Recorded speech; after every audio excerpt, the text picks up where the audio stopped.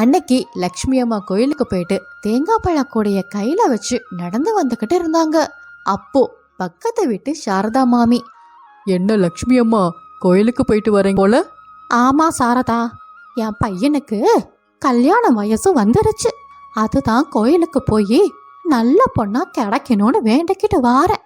அப்படியே வர வழியில ஒரு நல்ல புரோக்கரா பார்த்துட்டு தான் வாரேன். நல்ல வரன் இருந்தா சொல்லுங்கன்னு சொல்லிட்டு தான் வாரேன் அப்படின்னு லக்ஷ்மி அம்மா சொல்லும்போது அதுக்கு சாரதா, ரவி ரொம்ப புத்திசாலி பையன். அது மட்டும் இல்லை, வேலைன்னு இருந்தா சுறுசுறுப்பா இருப்பான். அவனுக்கு கண்டிப்பா ஒரு நல்ல பொண்ணு கிடைக்கும். ஆமா லக்ஷ்மி, நீ எந்த மாதிரி பொண்ணை எதிர்பார்க்குற? இங்க பாரு சாரதா, எனக்கு நகை பணம் மேல எல்லாம் இஷ்டம் இல்லை. வீட்டுக்கு ஒரே பொண்ணா இருக்கணும். ஏன்னா ஒரே பொண்ணா இருந்தாதான் ரொம்ப பொறுப்பா இருப்பா, வீட்டு வேலையெல்லாம் நல்லாவே பார்த்துக்குவா அப்படின்னு லக்ஷ்மி அம்மா சொல்லும்போது அதுக்கு சாரதா, நீ கேட்குற மாதிரியே எனக்கு ஒரு பொண்ணு தெரியும். அவங்களுக்கும் ஒரே பொண்ணு தான் அப்படின்னு மீனாவை பத்தியும் மீனாவுடைய குடும்பத்தை பத்தியும் சாரதா மாமி சொன்னாங்க. லக்ஷ்மி அம்மாவுக்கு கேட்ட உடனேயே பிடிச்சிடுச்சு. கொஞ்ச நாள்லயே மீனாவுக்கும் ரவிக்கும் கல்யாணம் பண்ணி லக்ஷ்மி அம்மா வீட்டுக்கும் கூட்டிட்டு வந்தாங்க. கல்யாணமாகி 10 நாளா எல்லா வேலைகளையும் லக்ஷ்மி அம்மாவே பார்த்துட்டு வந்தாங்க. அதுக்கப்புறம் ஒரு நாள் 3 பேரும் ஹால்ல உட்காந்துக்கிட்டு இருக்கும் பொழுது லக்ஷ்மி அம்மா, அம்மாடி மீனா, ஒரு காபி போட்டு எடுத்துட்டு வாமா அப்படின்னு லக்ஷ்மி அம்மா சொல்லும்போது மீனா திருன்னு முழிச்சுக்கிட்டே கிச்சனுக்குள்ள போனா. ஐயோ, எனக்கு காஃபி போடவே தெரியாதே. சரி, அம்மா போடுறத பார்த்துருக்கோம்ல, அதை ட்ரை பண்ணி பார்ப்போம். அத்தை எனக்கு முதல் வேலை கொடுத்துருக்காங்க, இதை நான் நல்லா பண்ணணும். ஆமாம், அத்தைக்கு தான் சக்கரை வியாதி இருக்குல்ல, அதனால் காஃபி பவுடரை அதிகமாக போட்டுட்டு சர்க்கரையை கம்மியாக போட்டுடுவோம் அப்படின்னு நினச்சிக்கிட்டு 3 பேத்துக்கும் காஃபியை போட்டுட்டு போய் கொடுத்தா. அந்த காஃபியை குடிச்சதுக்கப்புறம் 3 பேத்துக்கும் முகமே மாறிப்போச்சு. அப்போ மாமனார் சண்முகம் மனசுக்குள்ள, காஃபி ரொம்ப கேவலமாக இருக்கு, இதை சொன்னா மருமக ரொம்ப கஷ்டப்படுவா. சரி, நம்ம எதுவும் சொல்ல வேண்டாம் அப்படின்னு சண்முகம் மனசுக்குள்ளேயே நினைச்சிட்டாரு. என்ன மீனா இது, காஃபியை தானே கேட்ட, ஏன் உனக்கு ஒரு காஃபி கூட போட தெரியாதா அப்படின்னு கோவமா கேட்டாங்க. அத்தை, இதுதான் நான் முதல் வாட்டி காஃபி போடுறேன். உங்களுக்கு சக்கரை வியாதி இருக்குல்ல, அதனால தான் காஃபி பவுடரை ஜாஸ்தியா போட்டு சர்க்கரைய கம்மியா போட்டிருக்கேன்.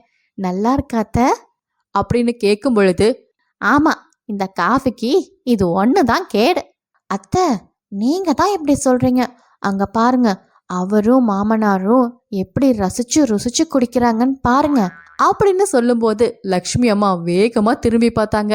2 பேரும் குடிக்கவும் முடியாம எதுவும் சொல்ல முடியாம முழிச்சுக்கிட்டு இருந்தாங்க.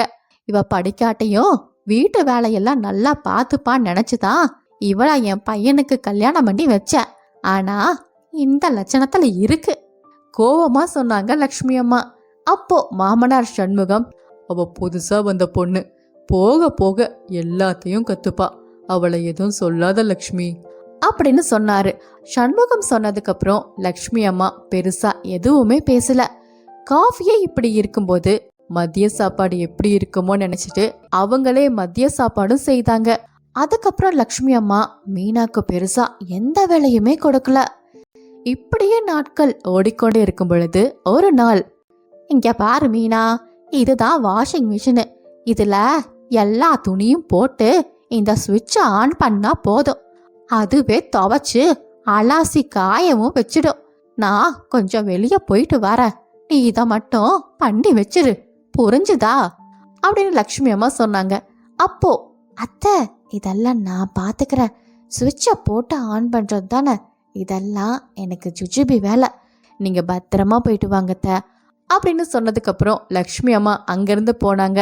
2 மணி நேரம் கழிச்சு லக்ஷ்மி அம்மா வீட்டுக்கு வந்தாங்க. வந்து பார்த்தா மிஷின் 2 மணி நேரமா ஓடிக்கிட்டே இருந்தது. வீடு ஃபுல்லா சோப்பு நிறையா இருந்தது. அது மட்டும் இல்லை, 2 மணி நேரம் தொடர்ந்து ஓடிக்கிட்டு இருந்தனால ஏதோ வித்தியாசமான சவுண்டும் வந்துச்சு. இதை பார்த்த லக்ஷ்மி அம்மா வேக வேகமா போய் ஸ்விட்சையும் ஆஃப் பண்ணாங்க. அதுக்கப்புறம் மீனாவை, யா மீனா அப்படின்னு கத்துனாங்க. அப்போ மீனா உள்ள இருந்து வேகமா வெளியே வந்தா. துணிய மிஷின்ல போட சொன்னா என்ன பண்ணி வச்சிருக்க?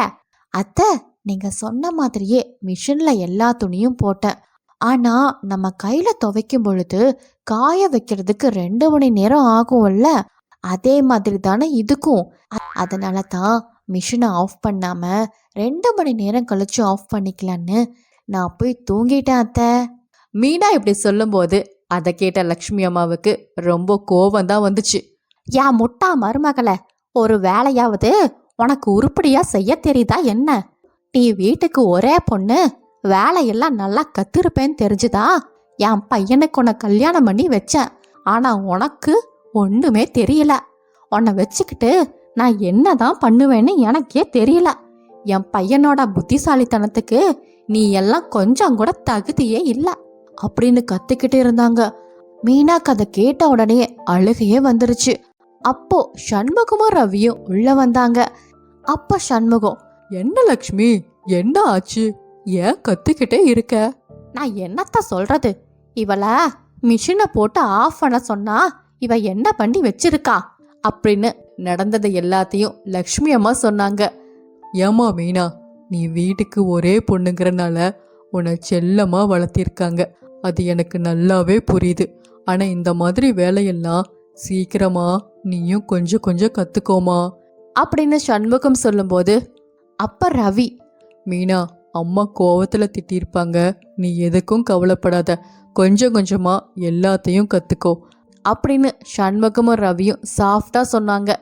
கொஞ்ச நாள்லயே மீனாவும் எல்லா வேலையும் நல்லா கத்துக்கவும் ஆரம்பிச்சா. மாமியாருக்கு பிடிச்ச மாதிரி புத்திசாலி மருமகளாகவும் மாறிட்டா. அதுக்கப்புறம் குடும்பமே சந்தோஷமா வாழ்ந்தாங்க. முட்டாள்தனங்கிறது எல்லாத்துக்கிட்டையும் இருக்கும். ஆனா சில பேருக்கு செய்யறது முட்டாள்தனம்னு தெரியாத அளவுக்கு அப்பாவியா இருப்பாங்க. அவங்கள கிண்டல் பண்ணாம அவங்களுக்கு புரியற மாதிரி எடுத்து சொன்னாலே போதும். இதுதான் இன்னைக்கு ஸ்டோரி. இந்த ஸ்டோரி உங்களுக்கு பிடிச்சிருந்தா லைக் பண்ணுங்க, ஷேர் பண்ணுங்க, மறக்காம சனா டிவி தமிழ் ஸ்டோரிய சப்ஸ்கிரைப் பண்ணிடுங்க. மீண்டும் ஒரு நல்ல ஸ்டோரியில இந்த மீனா உங்களை வந்து பார்க்குறேன். சிவா ரொம்ப நல்ல பையன், அம்மா பேச்ச தட்டாத மகன். அம்மா லக்ஷ்மி சிவாவை பத்தி பெருமை பேசிக்கிட்டே இருப்பாங்க. ஒரு நாள் அம்மா லக்ஷ்மி சிவாவுக்கு சிந்துங்கிற பொண்ண திருமணம் பண்ணி வச்சாங்க. சிந்துவோ குண்டான பொண்ணு.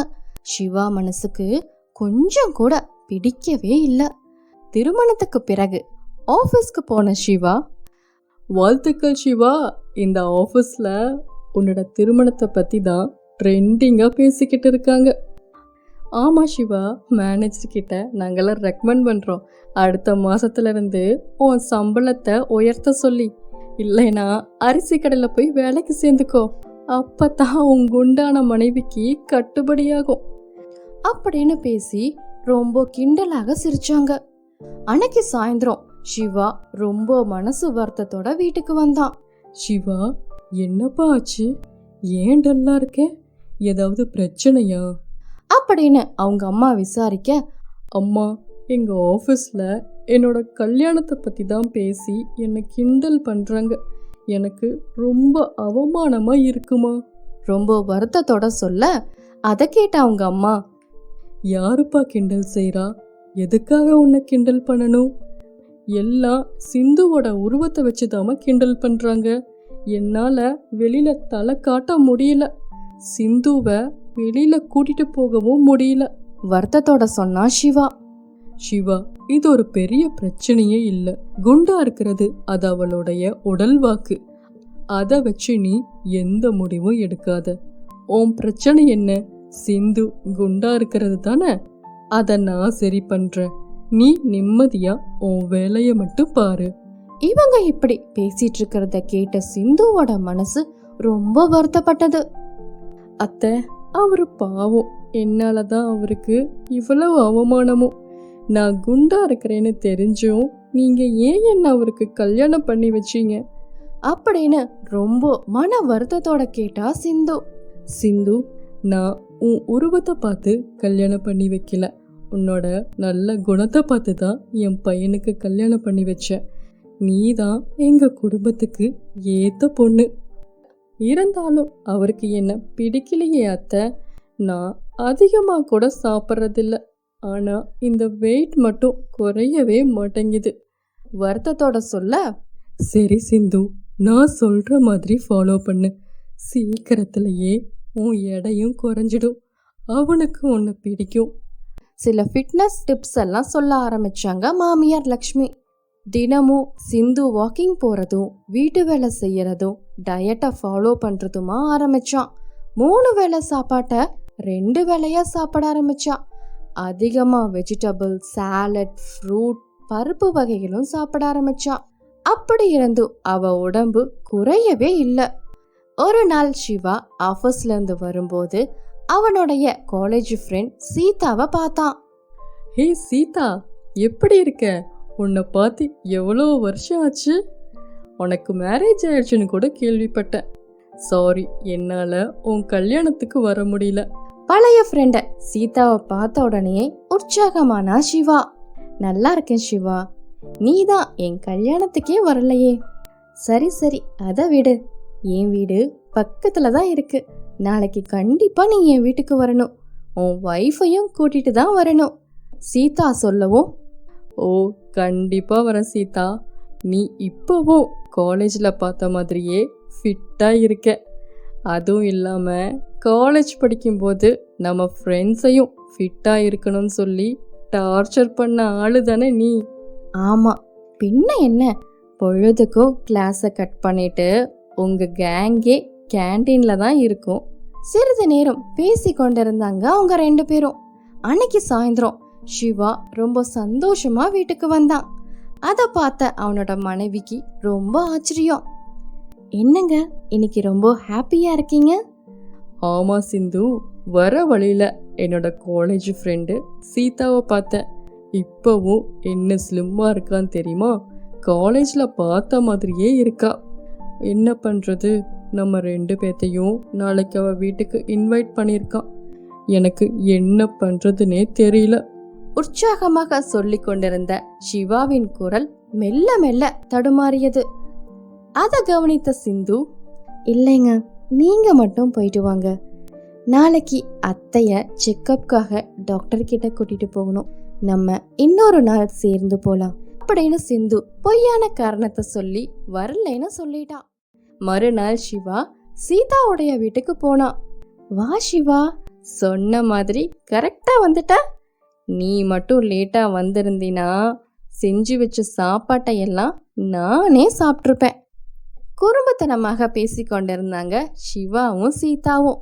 இப்போவெல்லாம் பங்க்சுவாலிட்டியாக இருக்கேன் தெரியுமா? சொன்ன நேரத்துக்கு சொன்னபடி வந்துடுவேன். சரி சரி சிவா, கேட்க மறந்துட்டேன். எங்க உன் வைஃப்? உன் வைஃபையும் கூட்டிட்டு வரணும்னு சொல்லியிருந்தல்ல. சாரி சீதா, அம்மாவை இன்னைக்கு ஹாஸ்பிட்டலுக்கு கூட்டிட்டு போயிருக்கா.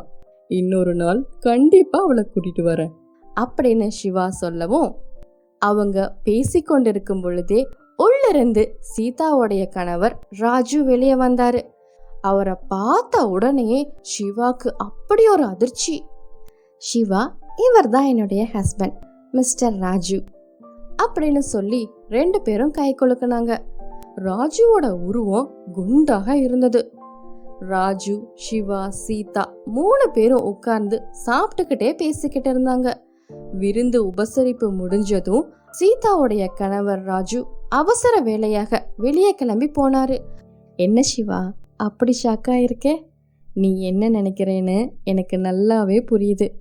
ஹெல்த் கான்ஷியஸா இருக்கிறேன்னா எப்படி இப்படி ஒரு குண்டான ஆளை கல்யாணம் பண்ணினேன்னு தானே நினைச்சுக்கிட்டு இருக்க அப்படின்னு சீதா சிவாவை பார்த்து கேட்க, ஆமாம் சீதா, நீ ராஜுவோட எப்படி வெளியே போற? உன்னை யாரும் கிண்டல் பண்ண மாட்டாங்களா? ஒரு சந்தேகத்தோட கேட்டான் சிவா. சிவா, நான் அவரை விரும்பி கல்யாணம் பண்ணினேன். நான் அவருடைய உருவத்தை பார்க்கல, அவரோட நல்ல குணத்தை தான் பார்க்குறேன். ஊரை பற்றி நான் கவலைப்படல. நான் கஷ்டப்பட்ட போது இந்த ஊருக்காரங்க யாரு எங்களுக்கு வந்து உதவுனாங்க? இவர் தான் என் குடும்பத்தையும் பார்த்துக்கிட்டாரு, உதவியும் செய்தாரு. கொஞ்ச நாள்லயே இவரை நான் விரும்பி திருமணம் பண்ணிக்கிட்டேன் அப்படின்னு தன்னுடைய கதைய சொல்ல, அதை கேட்ட சிவா, சீதா, நீ தான் ஹெல்த் கான்ஷியஸாக இருப்பியே. திருமணத்துக்கு பிறகு அவரை டயட்டை ஃபாலோ பண்ண சொல்லியிருப்ப, கரெக்டு தானே? அதுதான் இல்ல. அவருக்கு பிடிச்சத சாப்பிடுவாரு, பிடிச்சத செய்வாரு. எனக்காக அவரையே மாறணும். அதுவும் இல்லாம அவர் என்ன செய்தாலும் கண்ட்ரோலா இருப்பாரு. சாப்பிட்றதுனாலும் சரி, எந்த விஷயமா இருந்தாலும் சரி. அதனால நான் அவரை எதுக்குமே கட்டாயம் செய்ததே இல்லை அப்படின்னு சிவா கேட்ட கேள்விக்கெல்லாம் தம் மனசார பதில் சொல்லி கொண்டிருந்தா. சீதா, இந்த மாதிரி குண்டான ஆள் கூட வெளியே போகும்போது ஏதாவது பிரச்சனைய நீ சந்திச்சியா? பிரச்சனையே அவருக்கு தான் சிவா. இந்த உடம்ப வச்சுட்டு நடக்க முடியாது, உட்கார முடியாது, ஏன் குனிய கூட முடியாது. இதனால அவருடைய வருமானமும் பாதியா குறைய ஆரம்பிச்சுது. அதுக்கப்புறம்தான் அவருடைய திறமைய நான் கண்டுபிடிச்சேன். திறமையா? அது எப்படி? அப்படின்னு ஒரு ஆர்வமா கேட்டான் சிவா. அவர் வீட்லயே உட்கார்ந்து டிஜிட்டல் மார்க்கெட்டிங் பிஸ்னஸை பண்ண ஆரம்பிச்சாரு. ஆன்லைன்லயே ட்ரைனிங் கொடுத்தாரு. நாளாக நிறைய பேர் சேர ஆரம்பிச்சாங்க. மாசத்துக்கு 30-40 பேர் பயிற்சிக்கு வந்தாங்க. தொழில் முனைவராக ஆனாரு. இப்போ இவருடைய கம்பெனி நம்பர் 1 கன்சல்டன்சியா இருக்கு. இவரை தேடி வரவங்க இவரோட உருவத்தை பார்க்கல சிவா, இவரோட திறமையத்தான் பார்க்கறாங்க அப்படின்னு சீதா சொல்றத கேட்ட சிவாவுக்கு ஒரு மோட்டிவேட்டா இருந்தது. அவனோட மனசும் ரொம்ப ரிலாக்ஸ் ஆனது.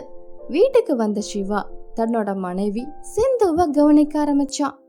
ஒரு நாள் முழுவதும் சிந்து செய்யும் ஃபிட்னஸ், டயட், வாக்கிங்னு பார்த்து சிவாவுக்கு சிந்து மேல ஒரு பரிதாபம் ஏற்பட்டது. அன்பாகவும் நடக்க ஆரம்பிச்சான். ஆனாலும் சிந்து கிட்ட என்ன திறமை இருக்குதுன்னு அவனால கண்டுபிடிக்கவே முடியல. மாதங்கள் ஓடிக்கொண்டே இருந்தது. ஒரு நாள் மாமியார் லக்ஷ்மி சிந்து கிட்ட, சிந்து, இன்னைக்கு சிவா அவசர வேலையா ஒரு வெளிநாட்டு கிளைண்ட் கூட மீட்டிங் இருக்குதுன்னு போயிட்டான். சாப்பாட எடுத்துட்டு போகலாமா? இன்னைக்கு நீ ஆஃபீஸ்க்கு போய் இந்த லஞ்சை கொடுத்துட்டு வா. அதை கேட்ட சிந்து தயங்கினா. அத்தை, நான் ஆஃபீஸ்க்கு போனா மறுபடியும் அவரைத்தான் கிண்டல் பண்ணி பேசுவாங்க. அவரோட மனசு ரொம்ப வருத்தப்படும் அப்படின்னு தயக்கத்தோட சொன்னா சிந்து. சிந்து, இப்ப நீ முன்ன மாதிரி குண்டா இல்லமா, நல்லா ஃபிட்டாவே இருக்கிற. அது உனக்கு தெரியலமா? நான் உன்னை பார்க்கறேன்ல, நீ இப்போ கரெக்டா தான் இருக்க. அதை கேட்ட சிந்துவோட மனசு ரொம்ப சந்தோஷப்பட்டது. சிந்து சிவாக்காக லஞ்ச தயார் செய்து எடுத்துட்டு வந்தா. அப்போ ஆபீஸ்ல ஒரு கிளையண்டிடம் சிவா இங்கிலீஷ்ல பேச ரொம்ப திணறிக்கிட்டு இருந்தான். சரளமா அவனால பேசவே முடியல. அதை பார்த்துட்டு இருந்த சிந்து உள்ள வந்தா. Excuse me sir, may I come in? I am Mrs Siva. Can I explain this product clearly to you? Sindhu அந்த ப்ராடக்டை பத்தி எக்ஸ்பிளைன் பண்ண ஆரம்பிச்சா. அழகா ஆங்கிலத்துல அந்த ப்ராடக்டை பத்தி விளக்கம் கொடுத்தா சிந்து. அந்த கிளைண்ட்டுக்கும் இவங்களுடைய ப்ராடக்ட் ரொம்ப பிடிச்சி போச்சு. இதனால அந்த கிளைண்ட் கம்பெனிக்கு பல்க் ஆர்டரா கொடுத்துட்டாரு. அது மட்டும் இல்லாம அட்வான்ஸா ஒரு செக்கையும் கொடுத்தாரு. ஆஃபீஸ்ல இருந்த மற்ற ஸ்டாஃபுகள்லாம் சிந்துவோட ஹெல்த் டிப்ஸை கேட்டாங்க. அதை பார்த்த சிவாவுக்கு ரொம்ப பெருமையா இருந்துச்சு. வீட்டுக்கு வந்ததும் அம்மாவிடம் சிந்துவை பத்தி ரொம்ப பெருமையா பேசினா சிவா. அவனுடைய திறமை என்னன்னு கண்டுபிடிச்சான். அது மட்டும் இல்லாம மனைவி கிட்டயே ஸ்போக்கன் இங்கிலீஷையும் கத்துக்க ஆரம்பிச்சா.